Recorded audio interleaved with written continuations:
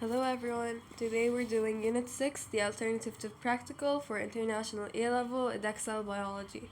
What I'm planning to do is explain each experiment, then do a quick past paper question for each one. These are all the core practicals we have. Most of them are for Unit 4, but then starting from respiration in yeast, core practical 15, those relate to Unit 5.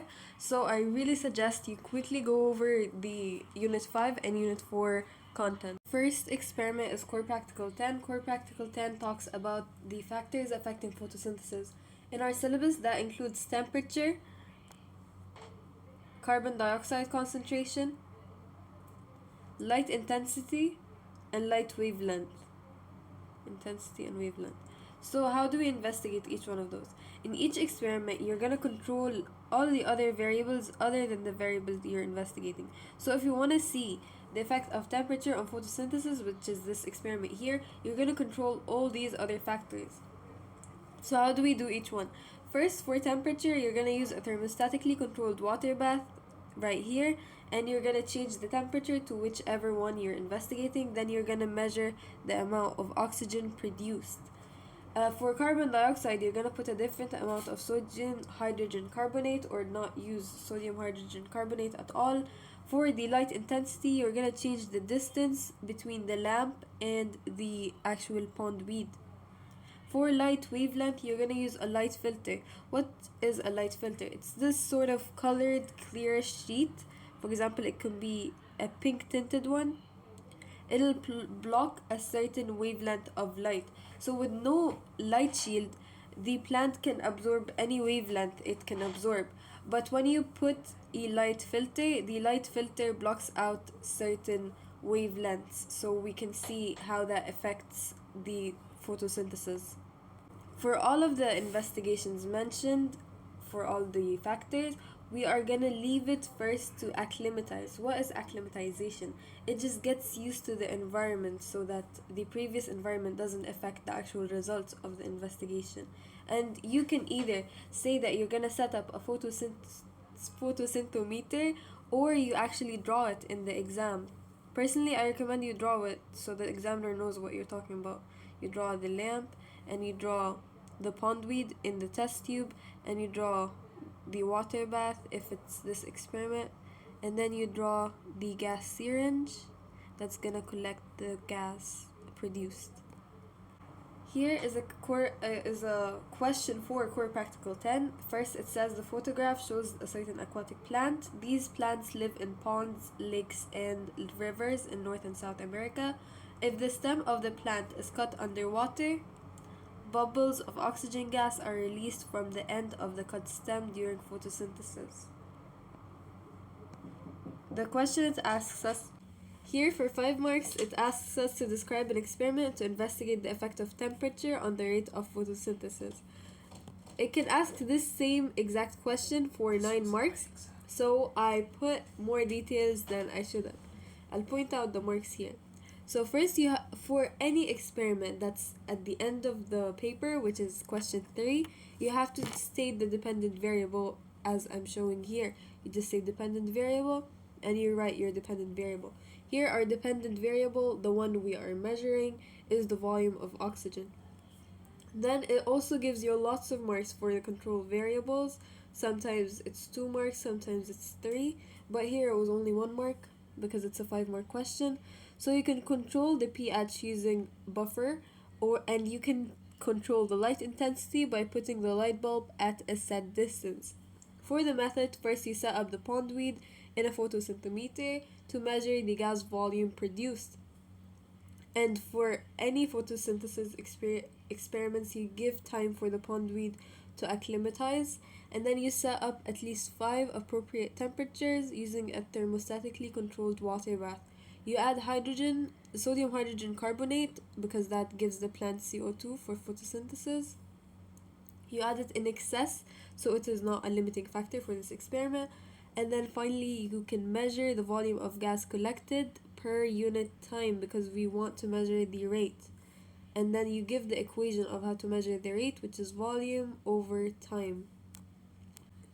As I've mentioned, it can ask you questions from Unit 4 or Unit 5 or even the first units, Unit 2, 3, and it asks a lot about core practicals from Unit 3. Here it asks how oxygen is produced in photosynthesis. So we know from Unit 4 that water is split by photolysis and then it combines with two oxygens to form the water. This was the first question in this past paper, which is October 2022. And then the second question, I'm not gonna do it because it's an additional core practical. But I just want to point out that you have to know the difference between biotic and abiotic factors. Abiotic is non-living, biotic is living factors. So here it's an experiment about frogs. So abiotic, non-living, you can say the temperature or pH. Biotic, the living factors, the actual age and sex of the frogs. And then it tells you what, this is a very common question, it tells you what will happen if you did not control this variable.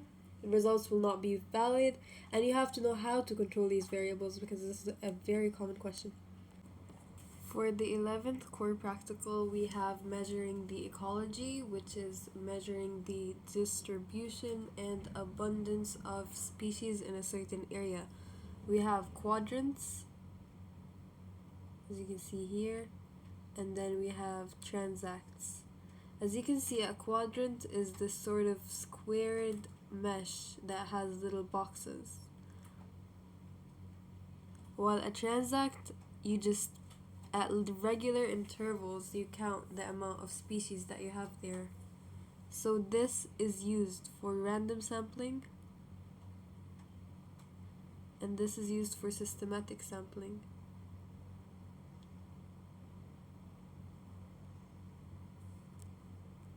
The systematic sampling, which is used, where a transact is used, is when you have a clear environmental gradient. This means a certain condition is at a gradient. So for example, we have a tree and there's a shade here.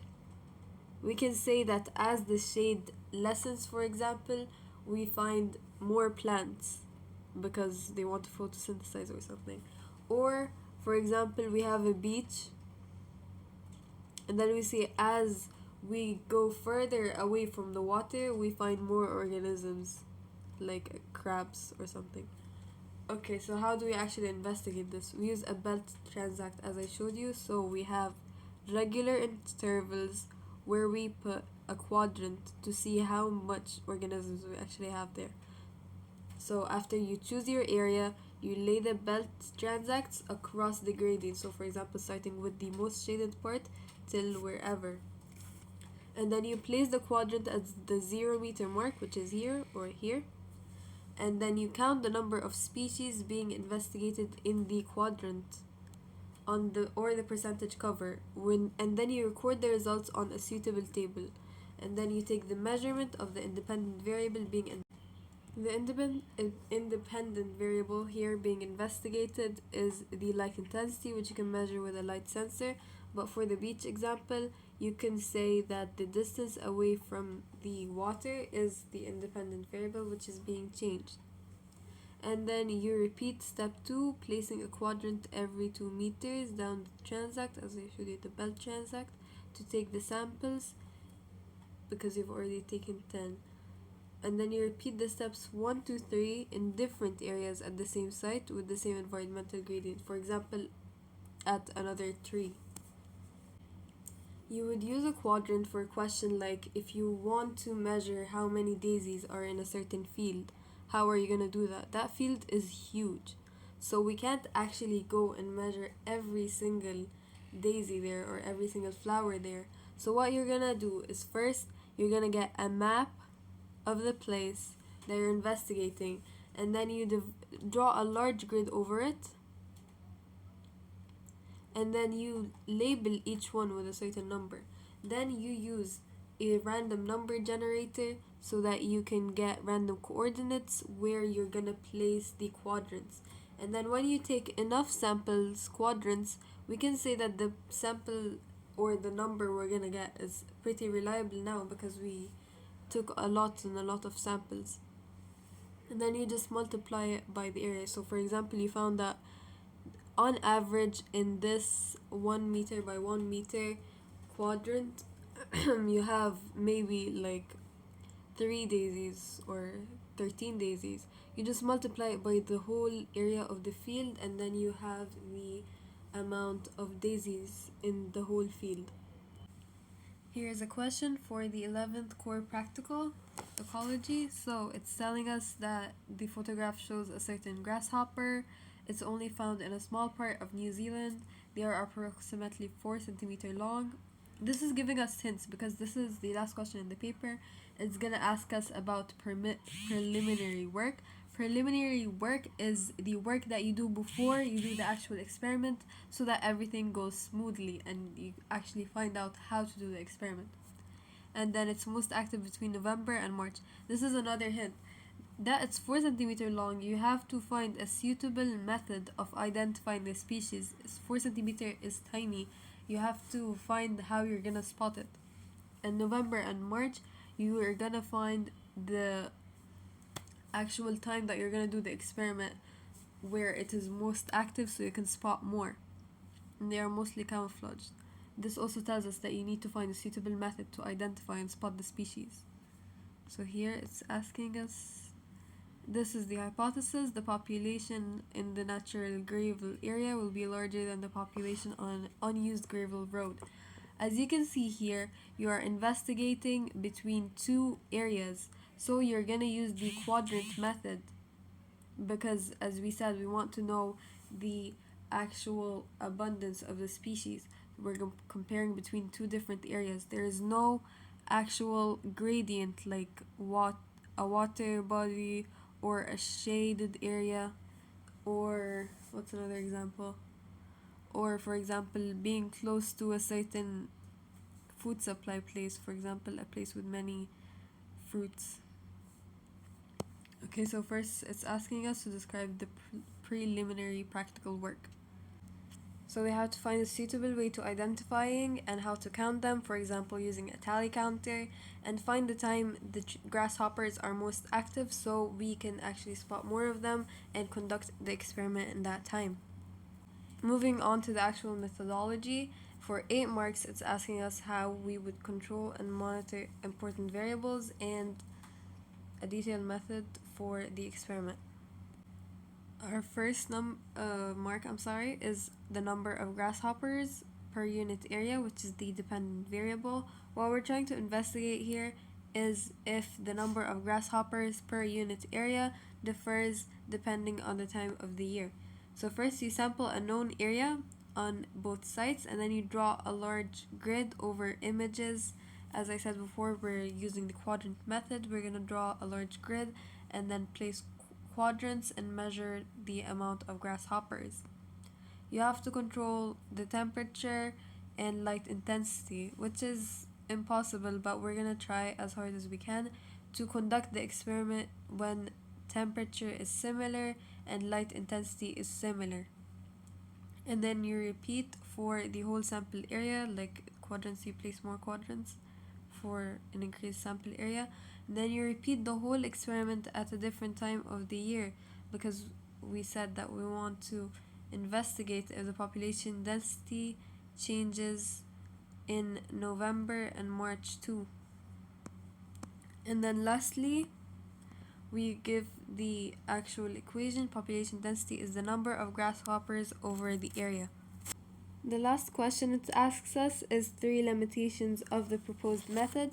So as I mentioned, it will be difficult to see the grasshoppers move, and it's difficult to control the temperature and light intensity, and it's difficult to ensure that each grasshopper is counted as a new individual.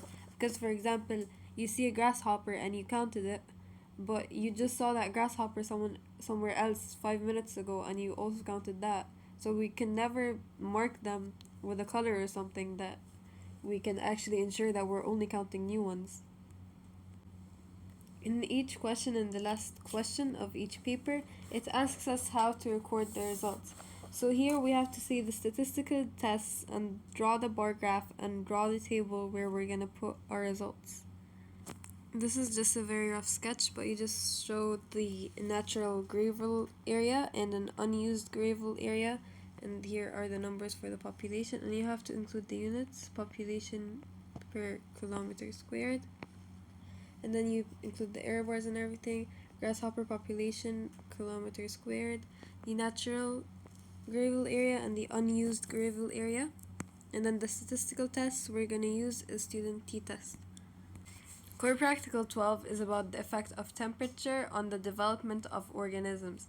This has two experiments. This 12 Core Practical has two experiments. One is about the germination of seeds, while the other that I'm showing you here is about the hatching of brine shrimps.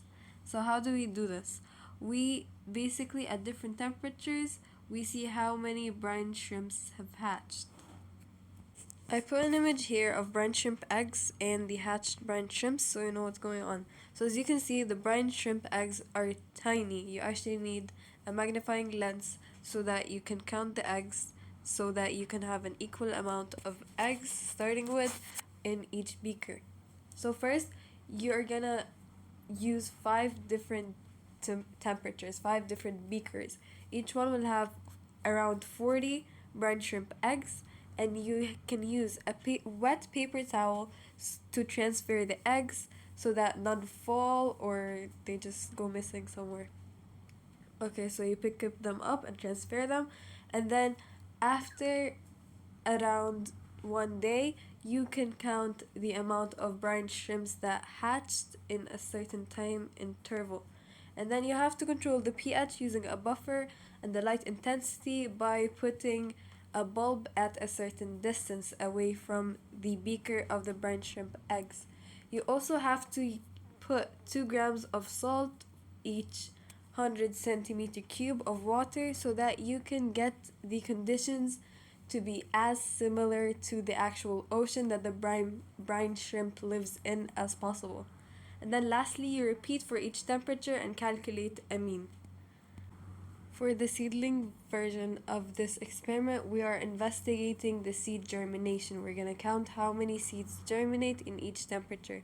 So we use those 5 temperatures: 15, 20, 25, 30, and 35. And then what we're going to do here, instead of beakers and putting the brine shrimp eggs, we're going to have petri dishes with wet cotton wool. So we first put the cotton wool and we put the seeds evenly distributed. And then we put each one in a thermostatically controlled incubator or a refrigerator of a certain temperature, or even a water bath, just controlling the temperature somehow for the following temperatures. And then every 24 hours we add more water so that they're hydrated. And then after 5 days, you remove the petri dishes from the water baths or the incubators, and then you count how many seeds have germinated for each temperature. Here is a question from June 2021. It shows you a brine shrimp. Brine shrimps are invertebrate animals that live in salty lakes. They feed on algae and reproduce by producing eggs. A student observed that eggs hatched faster when calcium ions were added to salt water. So instead of the temperature here, they just changed the variable to calcium ions. So you just say the exact same thing with calcium ions.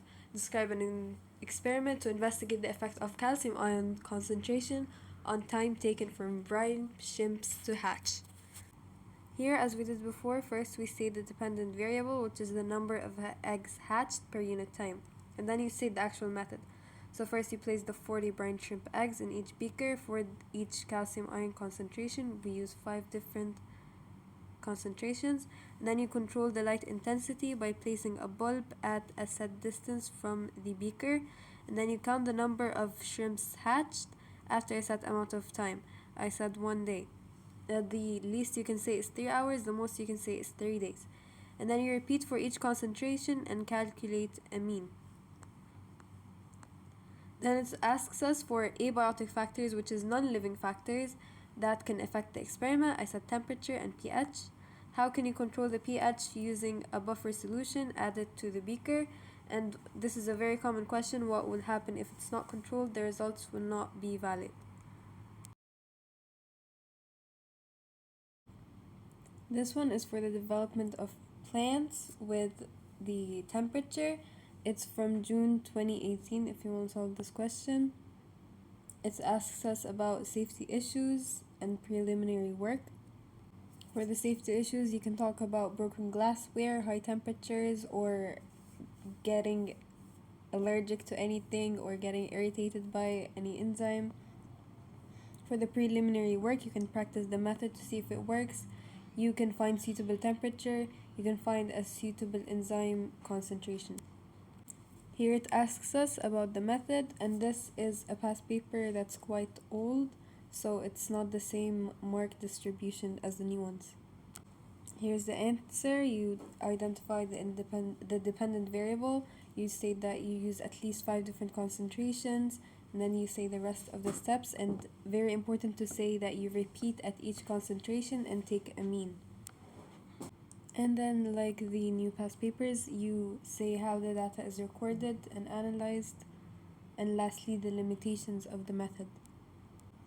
First mark is for a table with the headings. The second is for the mean calculated from the repeats because the numbers are given.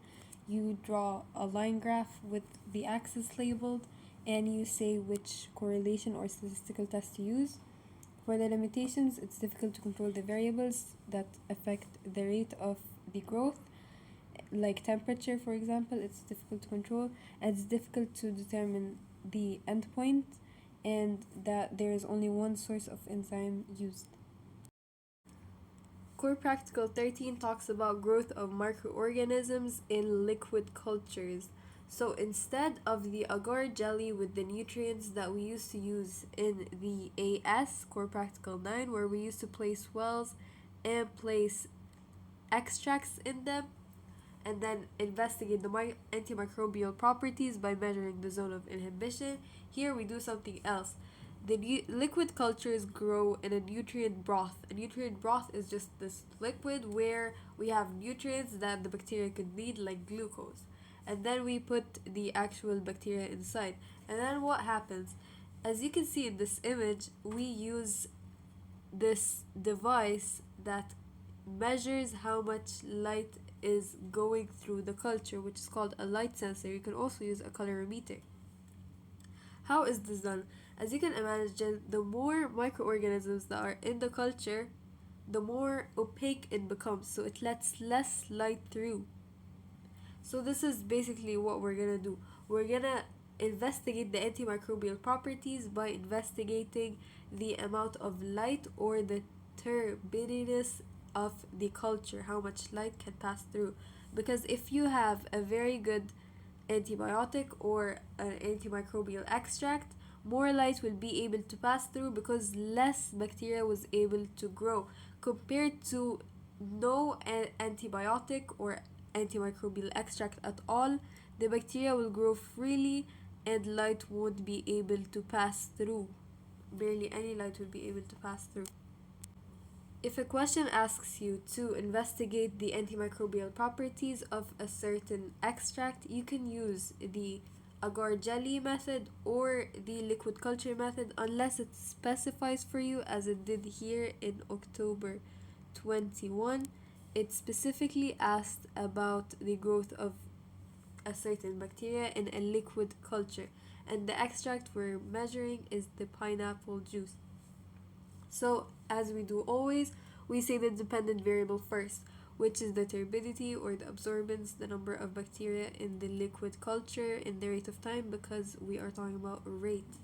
And then, secondly, we have to say how to produce the pineapple juice. We use a mortar and pestle to crush it or anything. We use a nutrient broth with and without pineapple juice because we want to see if pineapple juice actually inhibits the growth of bacteria. So we imagine with is gonna look like this and without is gonna look like this with lots of bacteria growing.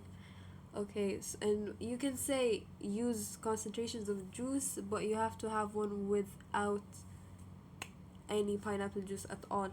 And then you have to describe aseptic techniques like we did in Core Practical 9.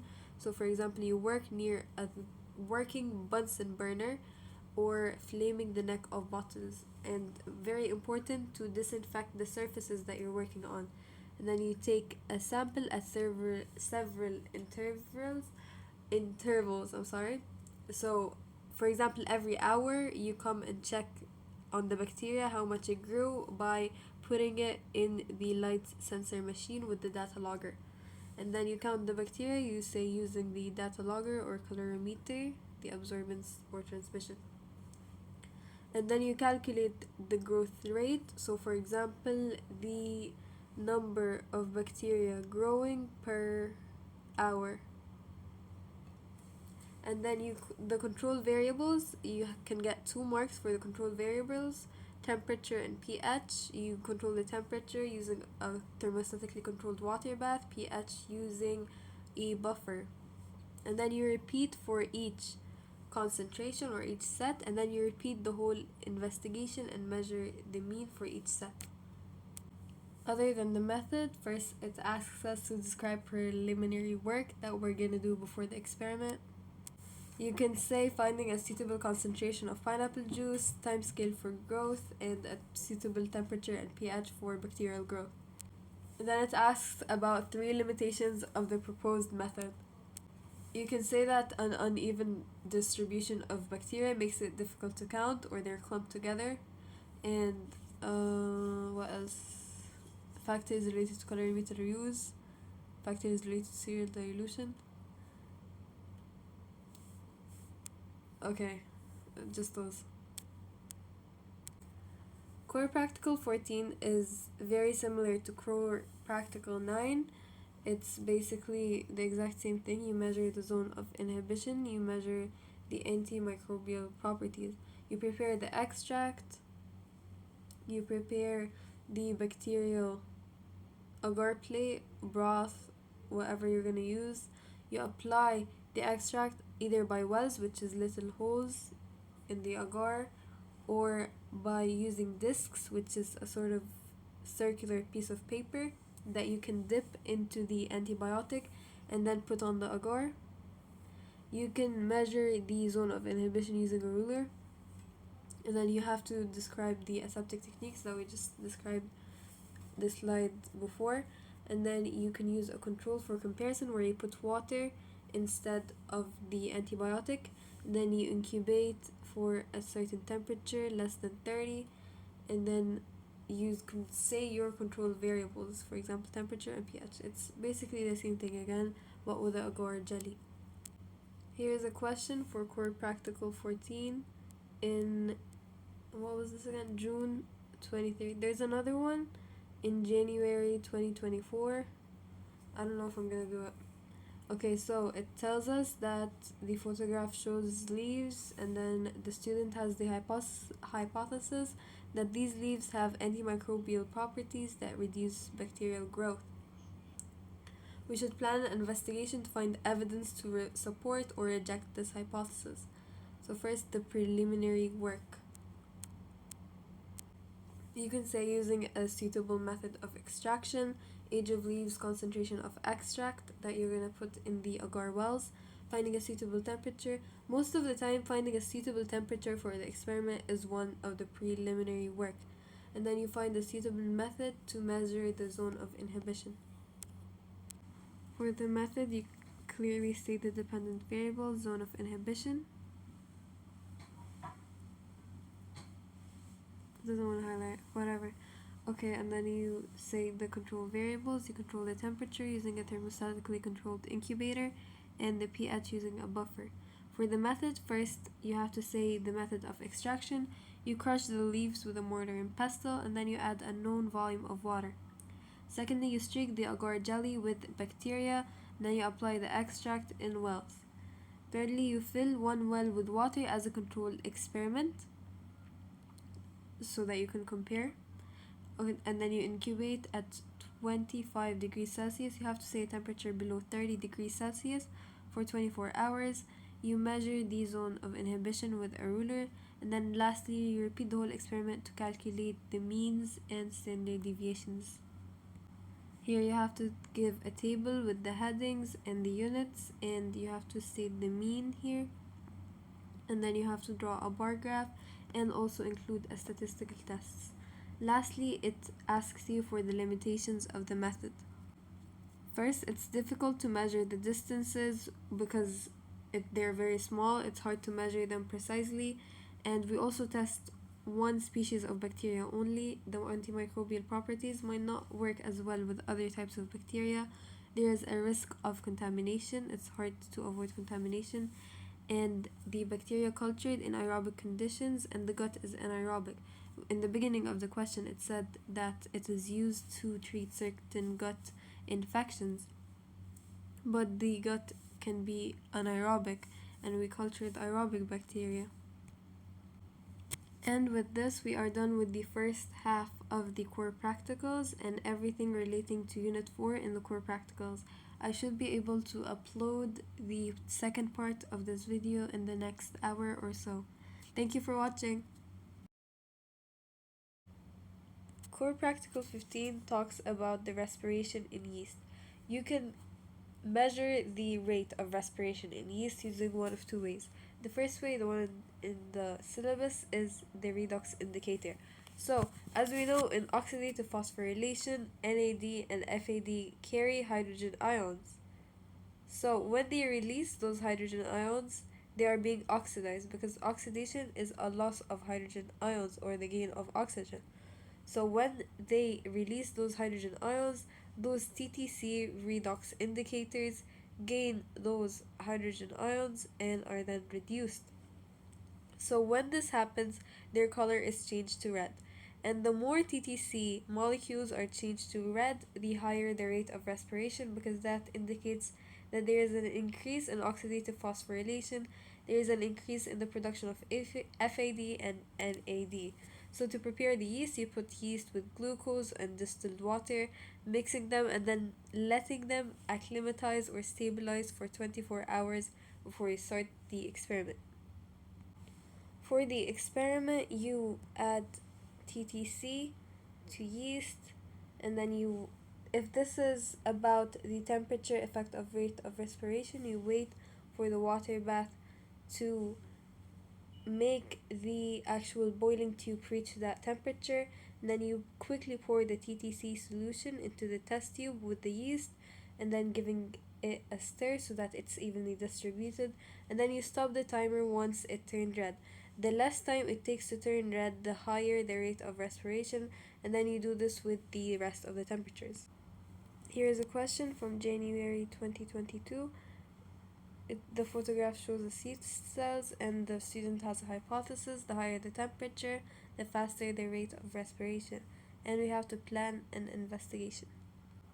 For the preliminary work, you can say finding a suitable range of temperatures. You can talk about finding a suitable mass of yeast, temperature range, and you can talk about an actual method for measuring carbon dioxide produced or oxygen used. Then the investigation question is for 8 marks, and everything we said first: the dependent variable, which is the volume of carbon dioxide produced per unit time. The apparatus used, you can say the tubes in the water bath before mixing. There are two ways to do this. You can use the respirometer method, but I'm going to discuss the method we just discussed using our redox indicator. So you put the tubes in the water bath before mixing, you control the mass of yeast, and then you incubate for a set period of time and record the volume of carbon dioxide produced.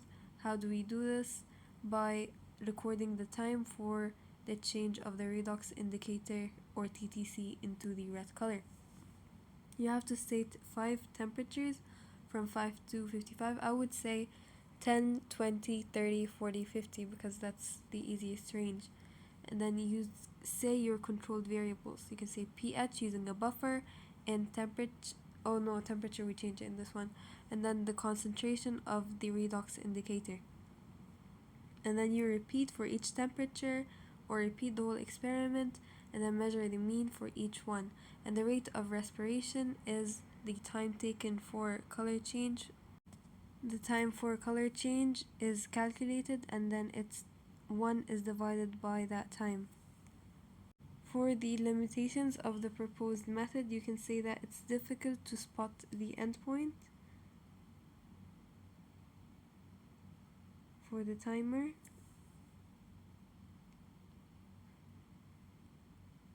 And you can say that the buildup of waste products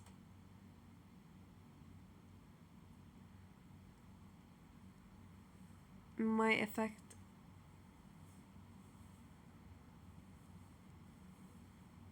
the enzymes for respiration, so that will reduce the validity. Now this is for measuring the rate of respiration and the RQ. For this same setup we can measure both. So first I'll describe measuring the rate of respiration. So our dependent variable would be the distance moved by the colored drop. And we would control the mass of the small organisms, the age, and the species of the small organisms. And we also control the amount of soda lime. Okay, so first we prepare the apparatus. You can say use a respirometer, or you can actually draw the apparatus, which is so much better. And then you incubate for a set amount of time, and then you record the distance moved by the color drop every 30 minutes, let's say. 30 minutes is too much. Okay, let's say like every 10 minutes. Okay, and then you do this same experiment at temperatures 10, 20, 30, 40, and 50 if we want to measure the effect of temperature on the rate of respiration. And then you repeat for each temperature, then repeat the whole experiment. And then the rate of respiration is gonna be the distance moved by the drop over time. Because the distance moved represents how much respiration is going on, because the soda lime absorbs the CO2, so the only thing that's moving the colored drop is the intake of oxygen, so it will move closer. And then to measure the respiratory quotient, we do the same experiment again, but we want to measure how much CO2 is being produced. So what we do is just remove the soda lime and replace it with water, for example, and then we measure the difference in the movement of the colored drop, and that difference is the volume of carbon dioxide. You can also just draw this without this colored fluid and the whole ruler. You can just draw the syringe. And you do the experiment once. The first time to measure the oxygen volume, you just measure the volume of oxygen because the soda lime will absorb the carbon dioxide, and then you redo the experiment without the soda lime so that you can measure the difference, and the difference is gonna be the CO2 produced. Here is a question from June 2022 about the respiratory quotient of mung beans. The student's hypothesis is as mung beans seedlings age, their respiratory quotient decreases. So first it asks us to describe preliminary work that we should do. So we should find suitable ages of seedlings, suitable temperatures for respiration, and a suitable number of seedlings to use. I'll write it down here, the temperature for respiration and age of seedlings. And then it asks us to describe the actual method for 8 marks. Here's everything we described. The first mark is for the dependent variable, the volume of gas or the distance moved by the drop. And then you can draw the diagram of the apparatus. And then you use seedlings of different ages because that is what we are changing this experiment. It is the independent variable. And then you record the time for a measured distance of the colored drop. And then you do the same experiment without the soda lime so that you can find out the carbon dioxide produced. You can find the volume of oxygen used by subtracting one gas reading from another to give the CO2 produced.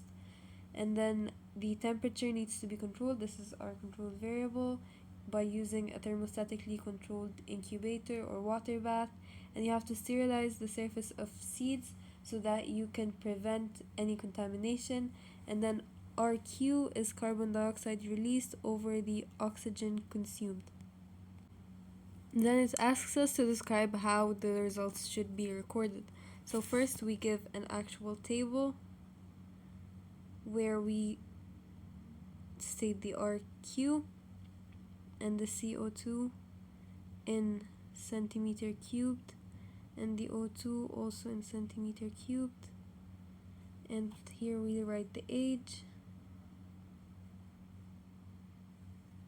and then we should write that we're gonna record our mean, and then we also write a line graph, RQ against the age of the seedling. Our hypothesis supposes it will look like this. And then lastly, we should name a statistical test. If you use a range of ages for the seedlings, we can use a Spearman's rank correlation test, but if you only use 2, then you can use the t-test. Lastly, the last question is any limitations for the method. It's difficult to measure the small distances moved by the color drop, or difficult to measure the volume of gas, and it's difficult to prevent the contamination of the mung beans, and it's difficult to decide if the seedlings are germinating at the same rate. Core Practical 17 is about the effect of the exercise on the rate of breathing and using a spirometer. A spirometer produces a trace that looks like this, and the most thing they ask about is the actual labels of the graph. They ask you, for example, from this graph, calculate the tidal volume or the reserve volume or vital capacity or total lung capacity. And you have to say the effect of exercise. So there will be more frequent peaks and there will be higher peaks. And the actual spirometer itself has soda lime that absorbs the carbon dioxide, so this trace only signals the oxygen use. The volume is calibrated on the y-axis and the time is calibrated on the x-axis. It's calibrated, you have to adjust the rotating speed of the kymograph at 1 millimeter per second. And for calibrating the volume, you have to completely empty the spirometer of air and allow the pen to touch the trace paper and make a mark, and then add 1 decimeter cubed of air to the spirometer and mark again. And the area between the first marking and the second marking is equal to 1 decimeter cube. The amount of oxygen consumed is found by comparing the lowest point of a trace with the lowest point at the end of the period. So the difference between the first and last peaks in 1 minute. Because a spirometer trace looks like this, it's dropping because only the oxygen is counted. So you measure the difference between the first and the last one. They never asked about the actual procedure or method for this experiment, but you have to know a very important point, that the person puts a nose clip on, so all the breathing is done through the mouth into the spirometer. Here is a question from October 23. First, it's asking us the risk of using the spirometer and how you can reduce it. So the first risk that comes to mind is the risk of infection, because someone sick used this and then someone else used it after him, so he got sick too. Infection, so how we reduce the risk is by sterilizing the mouthpiece. As you can see here, here's the mouthpiece that the person breathes to, and here's the spirometer trace that is produced. So now moving on, it actually shows us the trace and asks us to calculate the volume of oxygen used. So here it even gives you the line P to Q. So here the difference between this line here at the bottom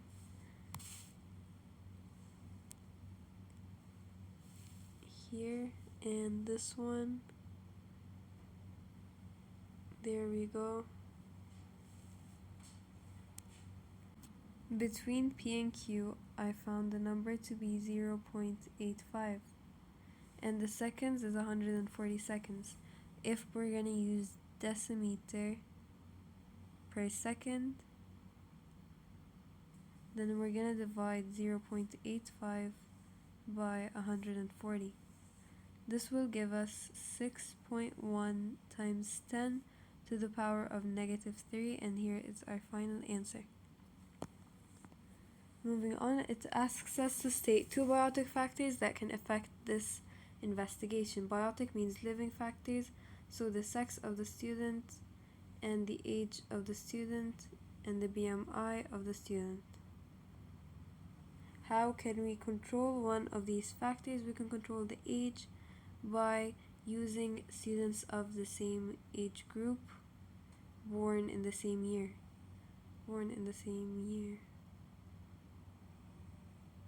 And then lastly, describe how the ventilation center in the medulla oblongata controls the ventilation rate. This is a question from Unit 5.